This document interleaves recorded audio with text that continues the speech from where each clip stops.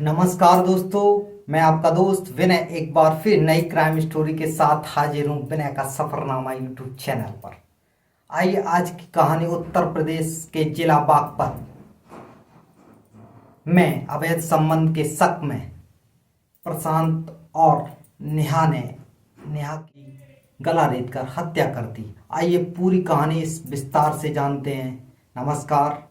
और यह कहानी उत्तर प्रदेश के जिला बागपत की है, जो नेहा ठाकुर द्वारा मोहल्ला में निवास करती थी और उसकी उम्र लगभग 30 साल के आसपास होगी। और उसके बाद आपको बताएं कि यह परिवार मूल रूप से सहारनपुर जिले के गंगोह के पास रहने वाला था और रहता था। तभी उसी के पास एक जो प्रशांत था वह भी होलिका चौक के पास रहता था और उसी के पास एक मेडिकल में स्टोर पर कार्य करता था। और जब मेडिकल स्टोर पर काम करने के बाद आपको बताऊं उसी के पास जो नेहा होती है एक कॉस्मेटिक सेंटर पर कार्य करती है। और जब इन दोनों की दोस्ती हुई तो दोस्ती प्यार में बदल गई। और जब इन दोनों की दोस्ती मिलना जुलना हुआ और आगे चलकर जब इन दोनों ने ठाना कि शादी करेंगे, तो जब इस बात की भनक फैमिली को लगी तो फैमिली ने इस बात का विरोध किया। और जब विरोध किया तो उसका कारण था कि विरोध करने का कि जो उसकी प्रशांत था वह जाति से जाट था और जो नेहा थी वो उपाध्याय जाति से ताल्लुक़ रखती थी, तो उनकी जाति सेम ना होकर इस बात का विरोध हुआ। लेकिन प्रेम प्रसंग की वजह से दोनों ने किसी की नहीं सुनी, किसी की नहीं मानी और वह दोनों ने भागकर शादी कर ली। जब भागकर शादी कर ली उसके कुछ महीनों बाद वह फिर अपने यहाँ आ जाते हैं। और राहुल जो प्रशांत होता है, प्रशांत फिर ओला कैब में ड्राइवरी की जॉब करता है और नेहा जो होती है अपना काम घर का देखती है। और उसका एक 4 साल का जो आर्यन होता है, वो दोनों की ज़िंदगी अच्छी चल रही होती है और दोनों अपने जीवन को जीने का एक शानदार तरीके से जी रहे होते हैं। और इसी को देखते हुए प्रशांत के दिमाग में नेहा के प्रति एक शक पैदा हो गया। और यह शक जब हुआ तो प्रशांत ने नेहा से पूछा कि नेहा, कुछ किसी से तुम्हारा कोई बातचीत हो रही है? तो नेहा ने सीधे से कहते हुए कहा कि नहीं, ऐसा कुछ नहीं, तुम्हारी दिमाग में जो गलत फहमियाँ हैं।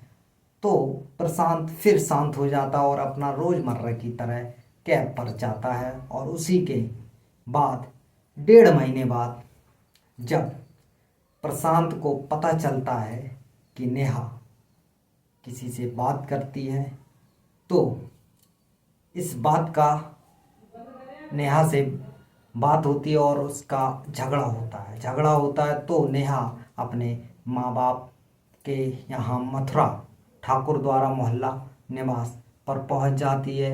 लेकिन तभी उसका जो पति होता है प्रशांत, वो फ़ोन का व्हाट्सएप हैक करके उसको कर लेता है और सारी मैसेज चैटिंग पढ़ लेता है।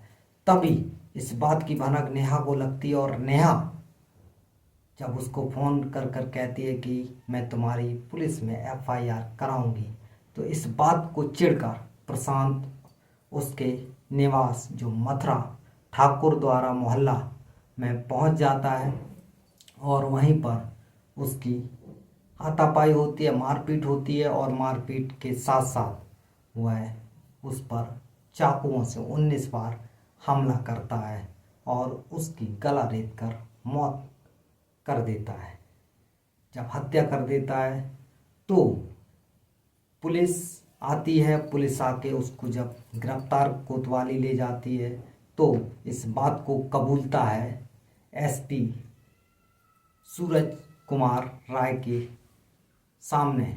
और मीडिया और पुलिस के अनुसार मीडिया रिपोर्ट्स के अनुसार और समाचार पत्र के माध्यमों से जब इस बात की खबर लगती है कि इस बात को जब प्रशांत कहता है कि मैंने जिस दिन शादी की थी उसी दिन कह दिया था कि नेहा, जिस दिन तुम गलत करोगी उस दिन तुम्हें मार दूंगा, और आज मैंने तुम्हें मार दिया। यह कहकर, क्योंकि यह बात जो आसपास पड़ोस के लोगों के फ़ोन में इस बात की वीडियो लोग रिकॉर्ड करते हैं, तो जब इस बात की पुलिस को बताता है तो एक शक ने पूरे परिवार को उजाड़ कर रख दिया। उस बच्चे का क्या होगा जो 4 साल का आता है स्कूल से और उसकी माँ नहीं होती है। तो ये शक जो पड़ गया है कीड़ा, तो ऐसे वीडियो के जरिए, वीडियो के माध्यम से आपको इस कहानी का सार बता रहा हूँ। किसी को ठेस पहुँचाना नहीं, किसी का दिल दुखाना नहीं, बल्कि लोगों को जागरूक करना है। और उद्देश्य यही है कि लोगों को जागरूक किया जाए। अगर वीडियो अच्छा लगे तो आप लोग कमेंट में ज़रूर बताएं। धन्यवाद। एक बार फिर नई क्राइम स्टोरी के साथ हाजिर होऊंगा। नमस्कार।